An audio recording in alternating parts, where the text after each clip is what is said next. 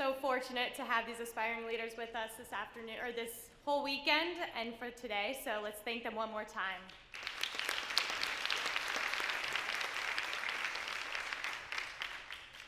For those who don't know me, I'm Kat Edmonds. I'm a Notre Dame alum, a South Bend native, and the program director for ND 574. ND 574 was launched about a year and a half ago with a focus of engaging and stewarding individuals who live here locally and are philanthropically engaged with the university. It was started with a mission to elevate the unique ways Notre Dame and the community are collaborating together to create change. Our goal is to engage, partner, and connect our members with each other, university leaders, and the unique projects and initiatives happening in the community in partnership with Notre Dame. We launched this program in February of 2023, and since we've launched, we've hosted 10 experiences and continue to grow the number of community leaders who are engaging with the university. Ultimately, we want to leverage our home field advantage and partner to build up the communities in which we live, work, and play. In keeping with the spirit of ND 574, our first session this morning features a Notre Dame alumna who is having a tremendous impact on the South Bend Elkhart community. On behalf of the University of Notre Dame, we want to thank Giovanna Mastrovic for your gift to sponsor this session of the Women for Good weekend. Our moderator for this session is someone who likely needs no introduction to this group, Ann Thompson. But for the benefit of anyone who may not yet have had the chance to meet Ann, she is a member of the Notre Dame class of 1979, as well as a current member of the Notre Dame Board of Trustees. Alongside Cindy Parsegian, Ann was a co-founder of the Hesper Women of Impact Initiative, and since 2007, she has served as NBC News Chief Environmental Affairs Correspondent. Please join me in welcoming Ann Thompson.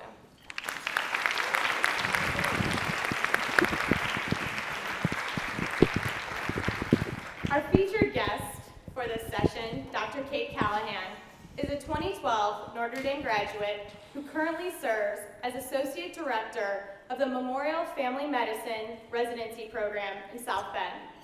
After graduating Notre Dame, she attended Vanderbilt University's School of Medicine, earning both her Doctor of Medicine degree as well as a certificate in biomedical ethics. Kate has a deep and long-standing passion for the care of underserved populations, and toward that end, has established a street medicine program here in South Bend, which benefits the community's most vulnerable. I think we're pretty lucky to have Kate back in South Bend. Kate also teaches one class per semester here at Notre Dame and works with the Lucie Institute for Data and Society to assess the impact of street medicine services on individuals experiencing homelessness. Please join me in welcoming Dr. Kate Callahan.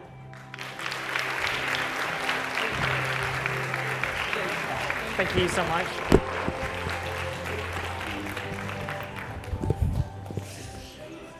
Good morning, all you early risers.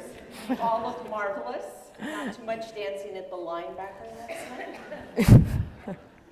Kate, it is such a joy to have you here. Thank you so much for spending your Saturday morning with us. We are really glad. I'm so excited to help tell your story today because what Kate is doing, I think, is not just inspiring, but is so needed, not just in South Bend, but throughout the world. So the first question is, because you're a Notre Dame grad of 2012, where did you live? Well, first of all, thank you all so much for having me. It's really a privilege to get to be with you and to get to be a part of a community that I know is incredibly rich. I lived in Lewis Hall initially. Yay! Go Chicks. And then I was a little bit of a dorm misfit, honestly, which will play into other parts of the story that you'll hear today. But I then moved on to Breen Phillips. So for those of you that are BP folks. And then this was pre the university's commitment to keeping folks on campus for 3 years. So I actually moved off campus my junior year and lived in a house that we affectionately referred to as home place for 2 years on St. Louis Boulevard. So. And why did you choose Notre Dame? You grew up in Iowa. I did, yeah. I grew up in Iowa. My dad is a Domer and was certainly grateful for the education that he received here. My brother also went to Notre Dame. He was 2 years ahead of me, and so I certainly was aware of Notre Dame and what it was about, and was really grateful for that. But I grew up saying I wanted to be a physician. My dad was a physician. He was my hero for sure, one of my heroes still today, and wanted to be like him, and certainly knew that the education I could get here to become a physician was something that would allow me to do whatever I wanted to do going forward. Beyond that, though, what I don't think I fully knew coming here was the kind of education that I would receive in so many other facets. And while that was maybe a little bit of my imagination when I arrived here, that certainly became the thing that made a Notre Dame education distinct for me. Talk about that, because your education, we talk about Notre Dame, that we educate the mind, the heart, and the soul. For you, it wasn't just the intellectual pursuit, but Notre Dame really changed your path. Yeah, that's certainly true. So I came here as a biology major and transitioned into a theology major at the end of my freshman year. And that's one of the things that I think is really special about this place, is that one can become a physician or train to become a physician from really any pathway within the university. And I remain so grateful for my liberal arts education here, because if anything, that's really what I use day in and day out in the exam room with my patients. Sarah commented on this idea of kind of seeing the face of God in every individual, and my training in theology gave me a lens for that. But it wasn't just the classes in my major. I also got to take a class at Westville Prison and to learn about restorative justice alongside inmates. I got to take a class on literature around disability and to think about what is, the unique gifts that individuals with disabilities bring to our community. And that has absolutely shaped the way that I encounter my patients and the way that I encounter my colleagues too. Beyond that, I think, of course, those experiences in the classroom were formative, but this space also moved me out into the South Bend community. I got to know the Catholic worker community, the St. Peter Claver Catholic worker community here in South Bend, and sat alongside individuals experiencing homelessness over cups of coffee and shared experience of washing dishes together. And it was really those experiences that started to change my path and made me aware of the tremendous abundance that I've been given. I don't think I could have been born into two more generous parents than the two that I've received. And I certainly recognize that the hand that I've been given in life is not that many others have been given. And so that tension, if you will, of the experience of abundance that had been entrusted to me and the reality of need in the people that I was encountering in this city really built as I walked through my years as an undergraduate here. And I felt an increasing conviction that if I was going to live out my life of abundance well, it was going to have to be at the service of trying to bridge that abundance into pockets of need. And to get to do that here in South Bend was something that I was particularly convicted by because this was a city that had given me so much and had really transformed my perspective of what it meant to live well, certainly, again, at the university, but even beyond in the broader South Bend community. So you leave Notre Dame, you go to Nashville, you get your medical degree at Vanderbilt. Music City didn't turn your head?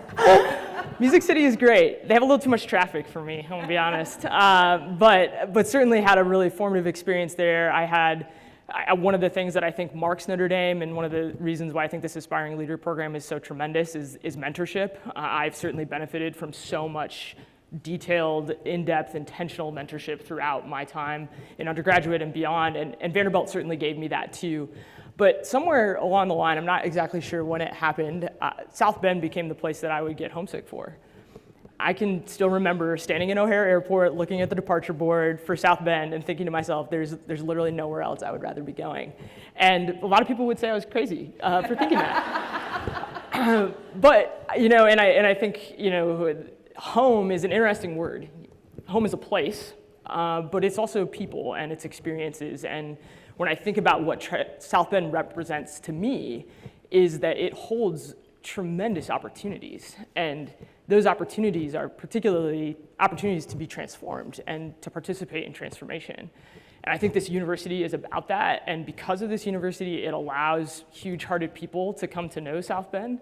And then a lot of them stay. I'm in a unique opportunity that many of my dearest friends that I had in my 4 years here as an undergraduate are within a 5-mile radius of this campus to this day. And it is such a gift to get to labor with them in this city, to try to bring the experience that we got to have here as undergraduates into a broader context and into a space with individuals that often haven't had those kinds of opportunities. So what did your mom and dad say when here you are, you've done extraordinarily well at Vanderbilt, and you go and tell them, I want to go back to South Bend, and I want to work with the poorest of the poor? Yeah. Well, my mom was thrilled that I wasn't going to the other side of the world to do that. Those of you that know my mom, Kim, she's got as big a heart as anybody I've ever met, and I'm very grateful to be within driving distance of them sometimes. And sometimes, I'm always grateful to be within driving distance of them. They're not always within driving distance of me, because they have 3 grandchildren that live on the other side of the country. But that being said, I think I tell them, like, this is your fault, if you will. I don't have this perspective because it just stumbled upon me. Like I said, I don't think I could have been raised by 2 more generous people. And certainly my brother and I used to give my mom a hard time for being someone who would go into the grocery store and be in there for 30 minutes to get one thing because she struck up a conversation with the cashier about whatever was happening in this person's life. And that really used to irritate me as a kid. And now today, it's actually one of the things I treasure most about her. I couldn't echo more Sarah's comment about individual stories being so valuable no matter what letters are behind your name. My mom is one of the most amazing people I've ever met, and I think there's nobody that loves better than she does. And if I do this work well, which I don't know that I do every day, it's because of her. It's because of her witness to me of what it means to see the dignity in every single person. And so I think they were thrilled that I was going to come back and be a part of the Notre Dame community in the ways that I get to be. Certainly it wasn't in my wildest dreams that I would get to teach here in the tenure that I've had the opportunity to do that. But I think they were thrilled to get to have this be a part of my story. And they certainly, again, I couldn't do what I do without them. So if you're looking for Kate on Thursday nights, she would not be at the linebacker. That's correct. You would find her at Motels for Now, which, for those of you who may remember, it's the old Knights Inn out by the airport. And it has been turned into a temporary homeless shelter. It was established during COVID, correct. Is that correct? Mm-hmm. And she goes, along with a colleague, every other Thursday night to provide health care to the people that live in that shelter, which sounds like a wonderful idea, but people who have been homeless, they are not trusting at all because of what they have been through. Yeah. They have been traumatized. Yeah. In a way that we probably don't think of. So how do you build that trust among people who look at you and think you're just another person who's going to hurt me, let me down, do me harm? Yeah. I don't know that it's that different necessarily from how we build trust with one another. Brene Brown is someone that I look to for wisdom a lot, and one of the things she says is that trust is built in the smallest of moments. And when I think about how I try to build trust with individuals experiencing homelessness, it's in encounters of just trying to listen well, trying to be present, trying to show them the respect that I believe we all deserve and we need to believe that our lives have value. And I think trying to show up consistently, so one of the reasons why we go at the same time and show up at the same place is to try to build a sense of reliability that I think is really intrinsic to trust. And another thing that we try to do is to go to them and to try to meet them on their own turf and their own terms, so that it's not saying, I'll care for you if you come to me and if you show up at hours that are convenient for me. We're out there 6:30 to 9:30 on Thursday nights, and in a space where they're coming home from whatever it is that they're doing to this space of shelter that they've found, and we offer an opportunity to come and meet with us in a very open-handed kind of way. If they want to, great. If they don't, no problem. And we've found that by having that consistent presence, individuals who never would have come the first time that we showed up have now been more interested and even eager to see us. Mm-hmm. What's the biggest medical problem that is there one common medical problem among this population? I think and some might not call this a medical problem, but to me, the one ubiquitous constant amongst the individuals that I care for out there is trauma. They've experienced so much emotional, physical, sexual abuse, experiences of generational poverty, experiences of loved ones who have been imprisoned, so many experiences that have really shaped who they are as people. And in my experience, I've never met someone who has a substance use disorder who doesn't have an experience of trauma. So on the surface, folks would say, substance use disorder is the most common presenting feature of individuals, in terms of medical diagnoses of individuals that I serve there. But to me, underlying that, undergirding that, driving that is an experience of trauma. Is there, when we think of the homeless, we think of the term that's now used, the unhoused. But is this really just about shelter, or is it about something so much more? Absolutely, it's about so much more. I think shelter is important. I am extremely thankful that I don't have to ask the question at the end of every night, where am I going to sleep? I won't speak for all of you. I've chosen a profession that interrupts my sleep with some degree of frequency. I'm not my best self the next day. I have to work pretty hard to try to be my best self the next day. I truly can't imagine that being the standard for my life, that I go to bed wondering who's going to wake me up, how they're going to wake me up, what that's going to be like, if I'm going to be asked to move, if I'm going to get rained on, all of these things, if my toes are going to freeze because of frostbite, all of these things, And I think recognizing that there's this underlying level of stress that comes with an experience of homelessness that I think can often, I can be blind to, that can often be hidden. And I think also within that is an experience of loneliness.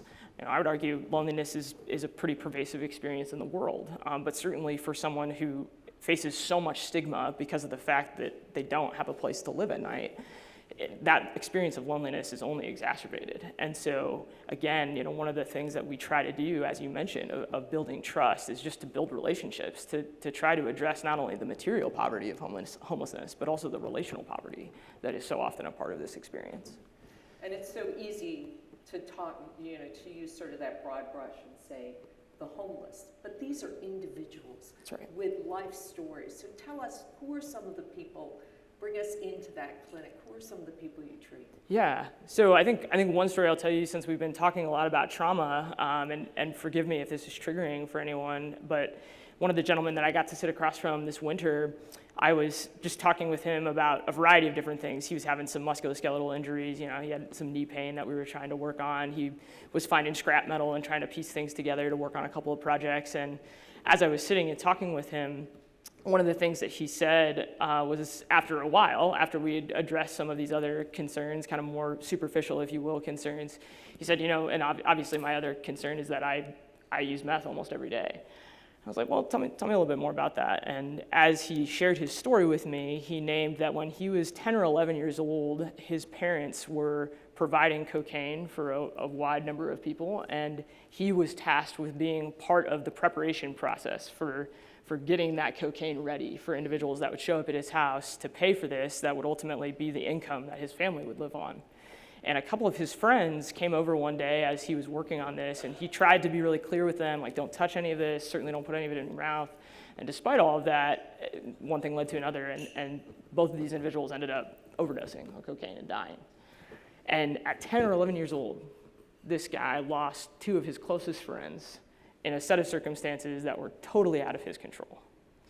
And yet, 30 years later, he's sitting across from me at 6:30 at a motel telling me that he can't sleep at night because all he sees is these two guys' faces, and carries so much guilt with him, and that the reason that he uses these substances is because it's the only thing that gives him a moment of peace, and that allows him to let go of this experience that he feels incredibly responsible for.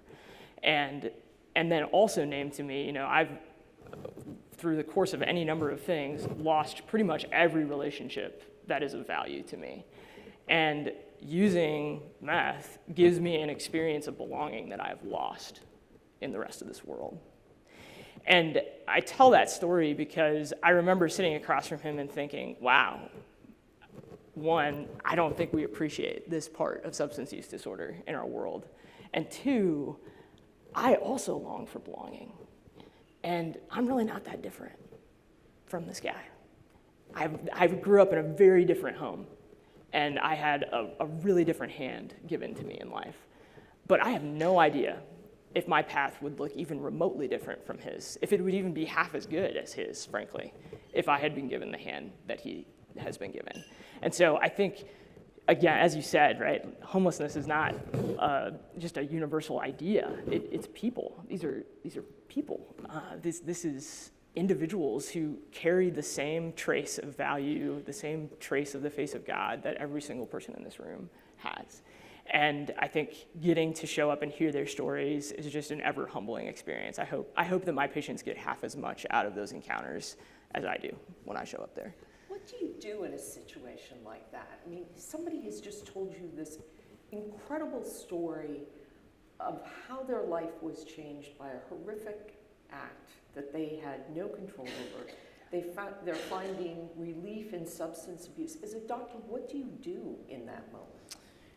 I really rely on silence a lot in my job because so often there are no words to adequately respond to a story like that. That night with that man, I just sat with him and said, wow, I truly cannot imagine what you're holding. And also, I'm here because I want to walk with you in this. I want to support you in this. I know that there are all sorts of parts of this story that I can't fix, that we can't undo, we can't go back and rewrite. But I want to be a part of whatever is yet to be written and to try to walk with you in such a way that give you tools so that we can start to unpack this insofar as you want to try to create a different set of images that you mull on at night before you're going to sleep. When you were talking about walking with someone, I mean, that's what Pope Francis talks about, accompaniment. But that is what we are truly called to do for each other, to help each other in circumstances, especially when we're in circumstances of pain. Yeah. And it's what Cindy said yesterday when she opened this, the importance of showing up, of being present, of being there, because sometimes we don't have all the answers, but sometimes just being there is answer enough for somebody who's searching. Yeah, I think that's right. And I tell my students all the time that I think presence is the one thing that artificial intelligence, as great as it will be and as many things as it will be able to do in the field of medicine, it will not be able to bear witness to suffering in the way that a human person can.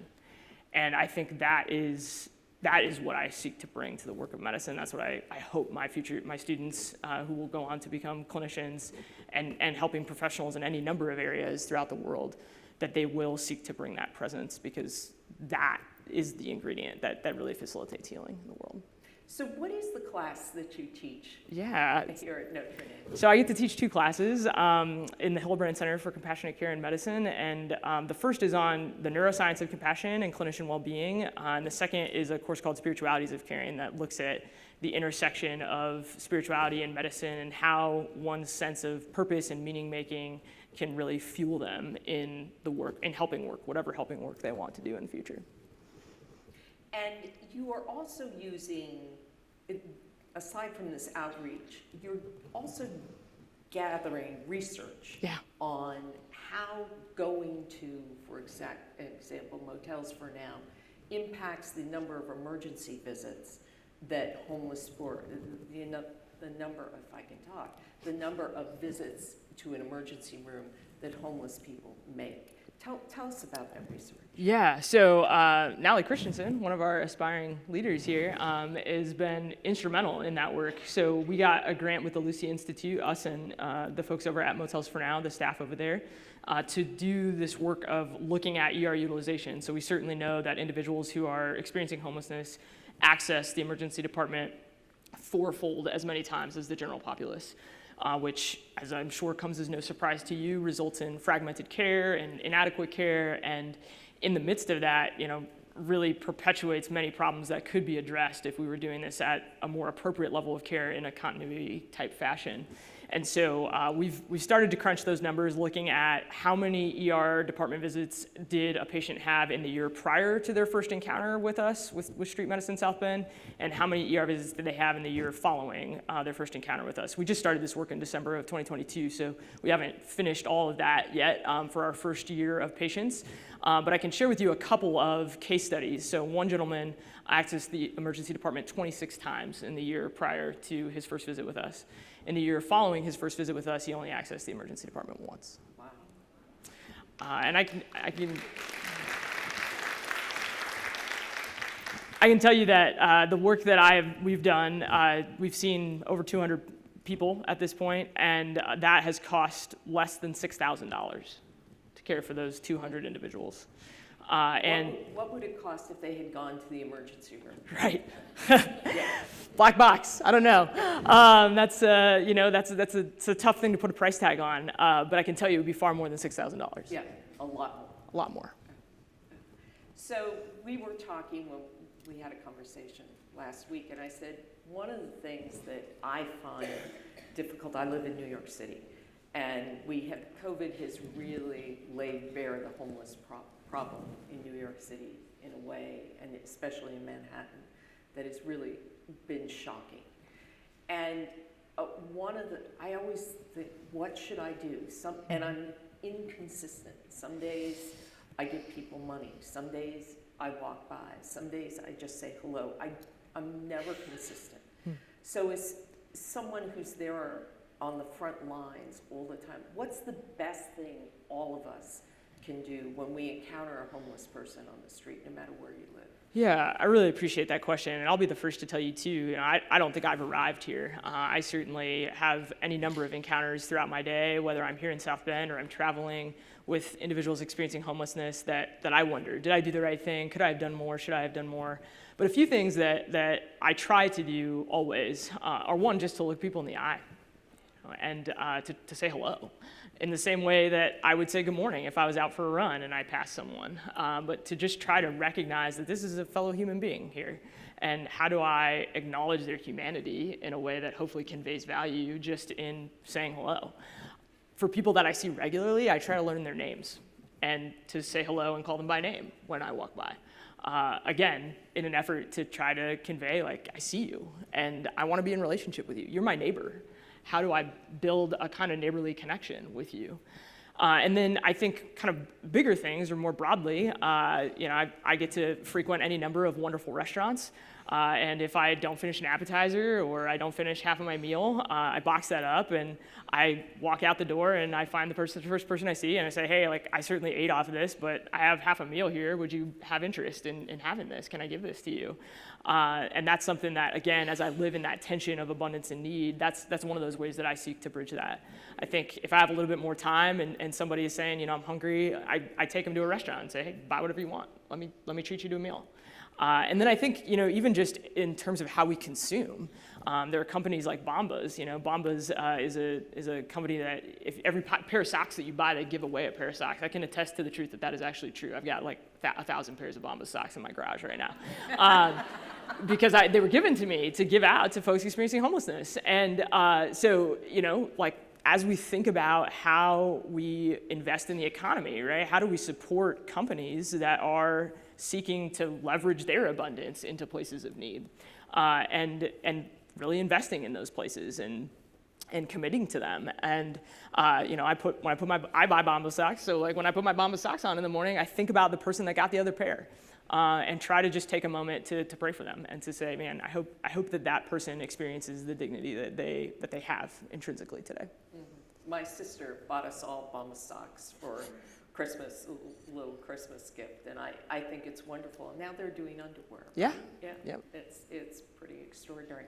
So you talk about that tension between abundance and need. How are you doing yourself balancing or dealing with that tension? Have you found balance? Yeah, I think balance is pretty elusive, frankly. If I'm going to be honest with you. I would say I probably strive a little bit more maybe for integration, recognizing that there probably will never really be balance in any number of areas of my life, but how do I integrate these two things and try to hold them together as a person of integrity, which again, I'm sure I fail at on any number of occasions and in any number of ways, but asking that question of, am I, and it's really a daily question of like, am I living into this call to be rooted in love and to share that love with the world in the ways that I have the unique opportunity to share it? And I think, again, certainly going out to the motel is one really concrete example of how I get to live into that. But I get to live into that moment by moment in every single encounter that I have, if I will take that opportunity, and I often don't. I often don't take that opportunity, but I think that is a question that I will sit with for the rest of my life, honestly, of, you know, that verse of in Luke of, to whom much is given, much is required. That's one of my dad's favorite verses in the Bible. Like, I don't think that will ever stop being a question of, is the much that I've been given being met with the requirement that of what it asks of me? So to that end, what is success for you? Oh man, that's a loaded question. To love well, I suppose. To believe in my own belovedness in a way that allows me to love others in the way that they deserve, I suppose, is maybe the most specific way to answer that. Well, Kate, it has been just a joy to get to know you and to hear your story about what you're doing here in South Bend. It truly is extraordinary. And for the rest of you, I have a book to recommend. If you have not read Rough Sleepers by Tracy Kidder, it's the story of Dr. Jim O'Connell, who received an honorary degree from the university last year. He was an undergrad here, went to Harvard Medical School, did his residency at Mass Gen, was supposed to go to Sloan Kettering and be an oncology fellow. And the hospital got a grant from the Reagan administration to start a homeless healthcare program. He started it, stayed, and there's this wonderful scene in the book where he walks into the shelter the first time. It's the typical Boston doctor. He's got the button down and, you know, he's all clean, stethoscope around the neck. And the nurse who works there, she rips the stethoscope off his neck and puts it in a drawer and says, here's what you're going to do for the next 3 months or so. You're going to sit next to the guy who's soaking his feet, and you're going to listen. And it's the importance of listening, the importance of being present, the importance of looking someone in the eye, the simple things that can be life-changing, that can give people dignity back. And when you read the book, that's what was sort of striking to me. Homelessness is not about shelter, but at the core, it's about dignity. Yeah, that's right. So I think you're doing an amazing job. Well, thank you. And we are so grateful for what you're doing. Thank you for being an angel among us. Thank you.